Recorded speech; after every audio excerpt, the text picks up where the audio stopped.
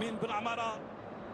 علم سعودي في هذه الكرة واللقطة واضحة في الدقيقة 20 من الشوط الأول للمباراة. تشاهدون لا أهداف لحد الآن ولا خطورة تذكر، يعني ولا كرة صعبة أو حاسمة أو ساخنة على مرمى الحارسين. هي البطاقة الصفراء الأولى من حكم المباراة بن يحيى حسام.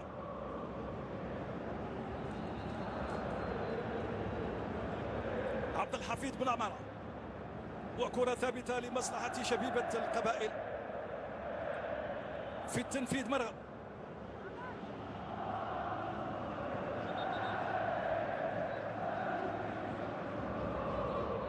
تركيز على الحمري، هو الصانع في الحقيقة، عادة ما يصنع الأهداف، عادة ما يشكل الخطورة اللازمة. هايلة مرفوعة بالراس داخل منطقة العملية، أول أهداف المباراة لمصلحة شبيبة القبائل في الدقيقة 21. هناك فرحة من جانب الشبيبة، هناك احتجاج من جانب عناصر ترجي مستغانم.